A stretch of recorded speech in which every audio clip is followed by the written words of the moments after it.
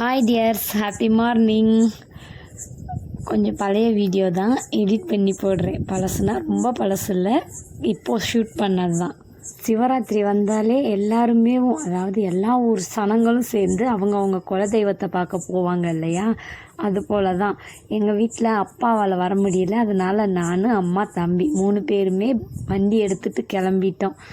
அலப்பாயிர மனசு ஒரு நொடியில் ஒரு ஆனந்தத்தை கண்டு தகைக்குதுன்னா அது அந்த சாமி முகந்தாங்க.